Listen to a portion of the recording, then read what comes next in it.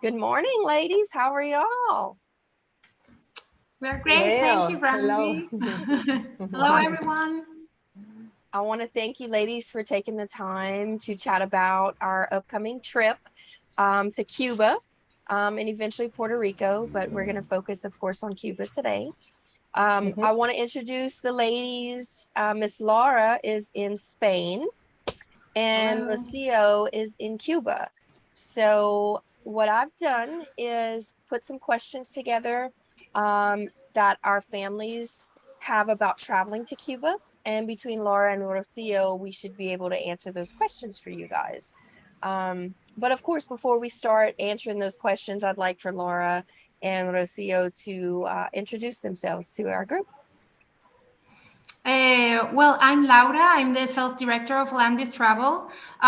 We are an educational program provider, and we offer educational trips in Spain, Cuba, and Puerto Rico. And now we are going to help Brandy with this amazing trip, and we are really excited to work on this. I'm very happy to help with any questions that you may have. Awesome. So I'm Rocio. I'm from Spain. I'm not Cuban, but Cuban. I'm working here in Cuba from 2017. So it's a pleasure to answer any question that you can have about Cuba or the trip. Gotcha. So hello, everybody. Thank you, ladies. So just to make sure that the group understands what your role is in the trip planning, guys, Laura reached out to me and said, hey, I see that you do homeschool travel, educational travel, and we're interested to see if we can work together. And for those of you who have been in the group for some time, know that I was not comfortable with doing international travel on my own.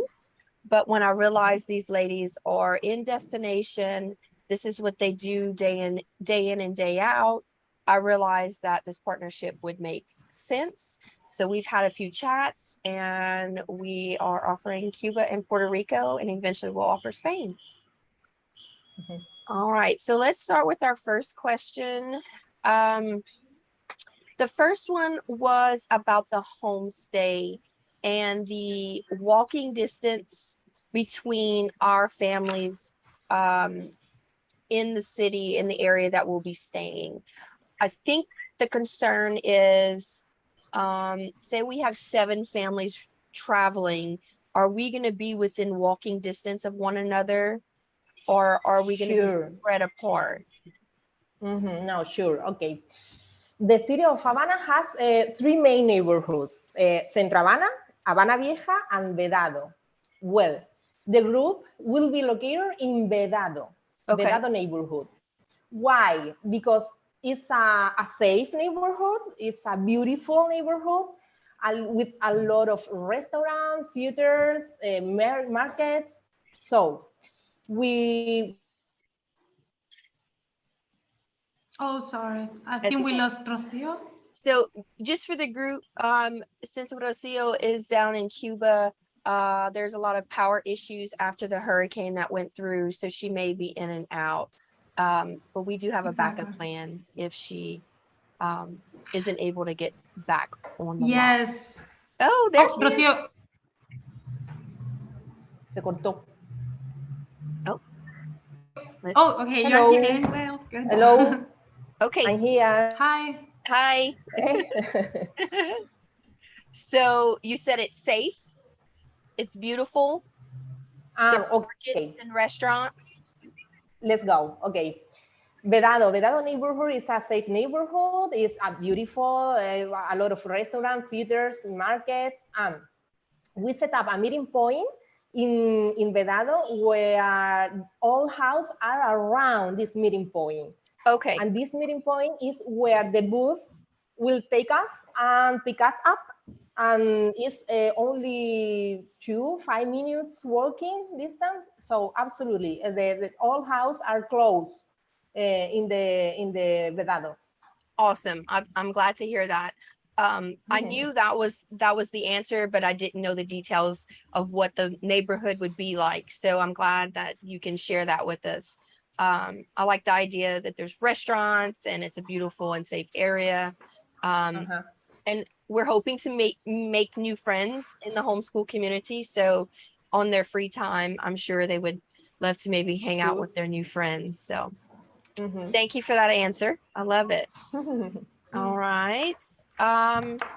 So this one is going to be a hard question, but I'm going to ask it.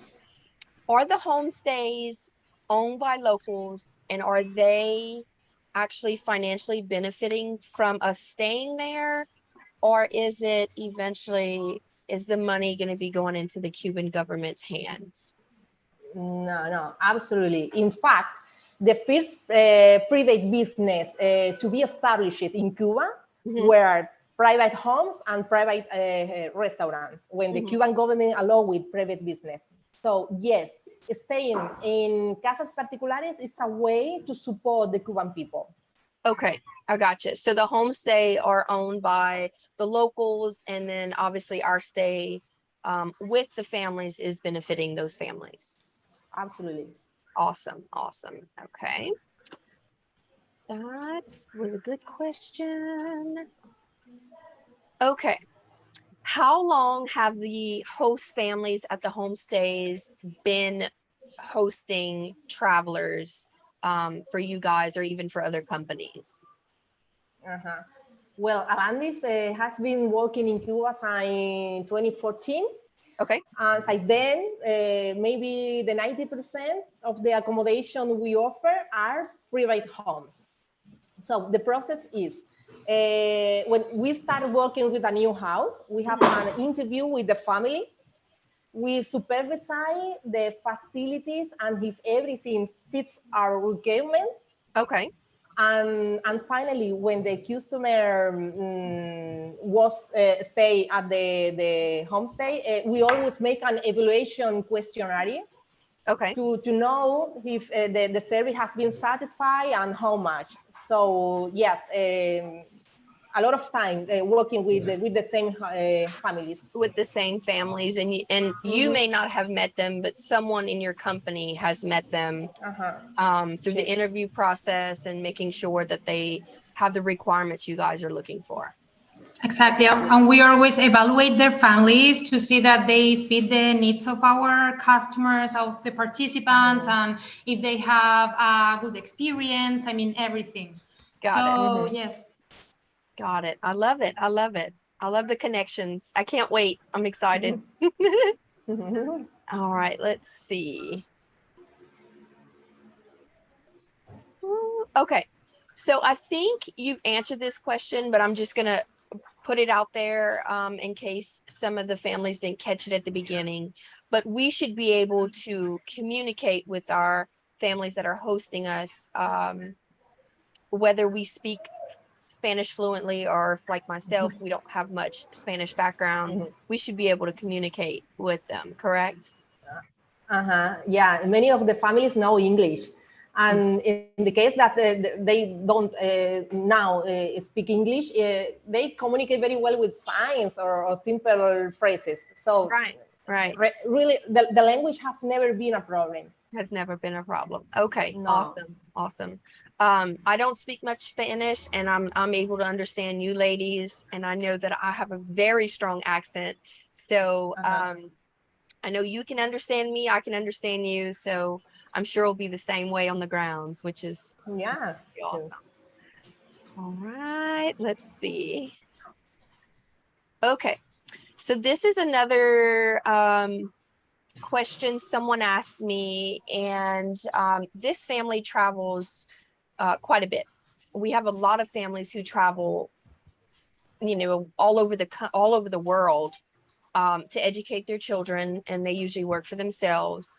And quite a few families came to me and said, I know in certain countries we don't talk about politics, we don't talk about religious beliefs. Is there any topic that we need to make sure that we don't discuss while we're on the trip? Well, the Cuban people is a very good conversationalist. and loves to share experience with other people or other foreign people. The politics is very usual in the conversation. So they are no topics for controversy. We can talk about politics or any issues as long as it's done with respect and tolerance, no? Right. That right. it's no any topics for don't always to speak. Gotcha. So have conversation with respect, and we should be good. Why not? And I'm a very curious person, so I'd be the one to ask questions. Normal. Yes, and also they are very open-minded, right, Rocio? Yeah. So people is very outgoing there, and they love to ask, and that they get asked. So yes, I think there will be no problem. So they'll be as curious as we are. Awesome. So let's see. Okay. So when it comes to safety in Cuba, I know from traveling all across all the world that you can be the target of pickpockets and thieves if you look like and stick out like a tourist. I know that our families have concerned because there's issues with the US government and the Cuban government that as Americans, we would be targeted just for that reason alone, outside of just being tourists in the area. So can you ladies kind of give me an idea of what the safety is like and what the Cuban people, their feelings towards the Americans when we travel there, what we can expect in that aspect? Okay, well, Cuba probably is one of the safest countries in the world.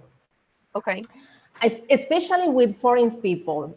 Foreign peoples are especially cared for. So anyway, Alandis always advise to use common sense. Right. Avoid lonely and dark areas. Don't catch the attention on the street. The normal rules in any city, no? Right. So the security is Cuban is probably the one of the safest countries. Yeah. Okay. And have you No ladies? Problem with. Oh, go ahead. No. The foreign people especially. So what you're saying is as visitors, it's not common to have issues with the Cuban people. They're very friendly and receptive of us. It's just like any other place that you would travel. You use common sense. Exactly. You make sure you're in an area you're familiar with, and you're not going out at 2 in the morning on a back street. Okay, so in that kind of brings me to families who may want to go out to Cuba a few days before the group. Is it safe for these families to stay in the area with them not being with the group? Is the group gonna? No. Is the safety factor or? Yeah. It's no problem. A lot of American cities travel alone, so it's not necessary to be with a group. Gotcha. Absolutely. Yes. We only need to make sure what the dates are and the trip, because we have to manage the visas and all the things, but it's not a problem to be on your own and discover the city and have the immersion there. No problem at all. And just to put this out there for those interested in traveling, I'm going to be traveling with my kids. For my son, it would have been the third time he's going to have gone out the country, but my little one, she will be 6 and it will be her second time out of the country, and we always travel ahead of time. And I am comfortable with taking my 2 kids to Cuba without traveling there prior, based on the word of these 2 ladies, and doing exploring on our own. So I wouldn't plan, say hi. I wouldn't plan a trip knowing that I'm taking my kids solo before the group, if I didn't feel safe and comfortable with it. So the families who are interested in traveling before or after, It's really about managing the visas, like Laura said, but we can make it happen, and it is safe. Okay. I'm sorry, I don't know all the questions. I go back and forth to look at my notes. Okay. Exactly. Laura, you mentioned the visas. How exactly does that work? I've advised them that there are reasons we can travel to Cuba, one of which is academic, and you Yes. ladies will handle that. But what is the process? Is it, do we pick them up at the airport? Are they sent to us? I've never had to deal with visas, and apparently families haven't had to as well. Well, it's a very easy process. So first, we have to collect all the name of the participants and also have a photocopy of their passport. Okay.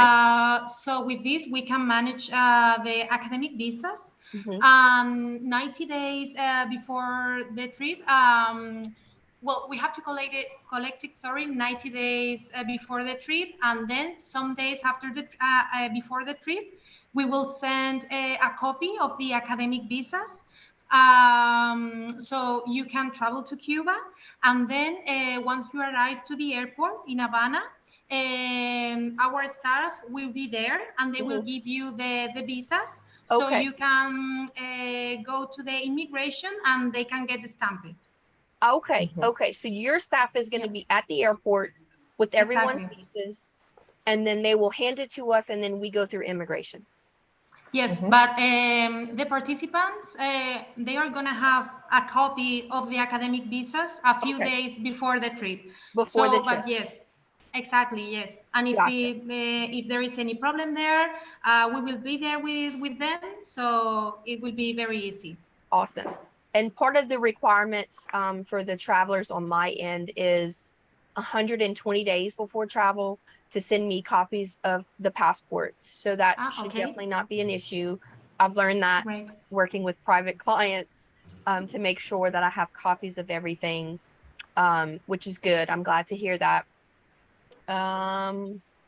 Okay, I think yes, Brandy, sorry. I just want to tell also that they need to check that the passport don't expire in the 6 days, 6 months. Exactly. Yes. Yep. So that's another reason for the 120 days out. It would give them time to renew it if they absolutely had to. The families who have traveled with us, though, they've mentioned that their passports are good. So it's just a matter of getting copies of it. So it is a question and a requirement when they register that they know it needs to be at least 6 months after their travel. I wasn't sure if it was 3 or 6, but I told them 6 to be safe. Okay, great. All right, let's see. Okay, when was the last time you guys hosted a group in Cuba? Obviously, COVID dampened travel for 2 years, but when was the last time you had a group of travelers there? Well, actually, we are having a group right now in Cuba, and we've been so we start open the cultural trips in Cuba this year, and we've been having groups since when, Rocio? When we started in this group in this moment start in September. No, but I mean in this year. Well, at the beginning of the year. In May and June, we had 2 groups. Okay. Exactly. And now we have a fall program because we also manage educational trips for North American university students. Yes. Yeah, so we also have affiliation with the University of Cuba. So right now they are having their fall program and they are going to be there for 4 months from September to December. Okay. So yes, we are very used to manage group because actually the owners of our company are North Americans. Yes, and we've been managing groups since 1969. But they start in Spain, and then we open to Puerto Rico and Cuba. So yeah, so we have a lot of experience there. I think you are gonna have an amazing experience there, and we are really used to be with North American participants. I think everything is gonna be great there. Yes, I'm so excited. I'm so happy that you reached out to me, Laura. I really, really am. Of course, we are happy to help with you, to help you with this trip. It can be very difficult for me to find a company that understands the uniqueness of homeschooling families with the educational aspect of it. And you guys already had the educational side of it. So it was just a matter of sharing details with what our typical travels are like to make sure that it's tailored to our families. So I'm very excited. And then I think there's, oh, go ahead. Oh yes, I just gonna say that we also have 24/7 support from our on-site staff. Right. They are Cubans and they are really used to work in these trips. So, and Cuba is very safe country. Gotcha. So it's different. It's a different path from what we are used to, but it's at the same time it's amazing. Right. It's part of the experience, the cultural experience. Exactly. And that's what I'm most excited about. I can remember my first travels when I was younger. I had never left South Louisiana and went to California and felt like I was in a different country because everyone spoke a different language than I did. And where I'm from, everyone speaks English. Our grandparents spoke French, but we speak English. There's not many Spanish speaking people. I'm in Orlando and everybody speaks Spanish. So there's the cultural difference. I absolutely love it. And so I'm excited to experience that on the grounds out in Cuba for sure. Wow, sure. Okay, so here's the last question. Has anything gone wrong on a trip? And if so, what did you guys do to make sure everyone was safe? And how did you handle the situation? Well, actually, with this program that we have right now in Cuba, there has been a hurricane last week. I think it was, Rocio. Yes. Yeah, so for example, that was a big problem, but at the same time, hurricanes is a normal thing in Cuba in this time of year. And we are used to adapt and we have safety protocols and everything. So everyone got safe. We communicate with the university. They have to stop the classes for a few days, but everything went now to normal. They sometimes have problem with internet and things like that. But and I think right now it's like normal, right, Rocio? It's normal life and everything is getting back together, right? Thanks to the homestay, because the homestay are with all necessary to survive to Oregon. Right. So, yeah. Okay. Awesome. They are prepared. So is there anything you ladies want to share? Sorry, my mic doesn't connect to my. I lost the little piece, so I thought it had fallen off. Is there anything you ladies want to share with the group that you think we haven't discussed that would be important for travelers to know? Well, we are really happy to help with this program. So if they want to come, we really tell them to participate because it's a really an adventure. You're gonna see a lot of different things, but at the same time, you are gonna get this cultural immersion in their culture, and you are gonna get to know a different culture, different people. They are really outgoing, they are really nice people, and it's worth it. Awesome. Yeah, come to Cuba. Cuba is a wonderful place, and I think that it's good experience with American people and Cuban people. So the information normal is confused. So to come Cuba is good for everything, to Cuban and American. So right. I'm very happy to reside. My little one is laying next to me. She said, "This is long enough, Mom." She gets restless. Well, I think you ladies have done a great job answering the questions of the group. I'm sure if there's any specific questions, I can reach out to either of you and you would be able to answer for me. But I feel comfortable with the questions you ladies, with the answers you gave. I think we touched on everything that people had questions about. So I will share this with the group, and we will definitely see you guys next year. Well, Okay. thank you very much, Brandy, Sí. for this meeting. It's a pleasure to talk to you and all the participants. Thank you very much. Thank you, Brandy. See you. Bye. Ciao. Let's see. Hold on. Okay. I forget. Oh, it's recording. There we go.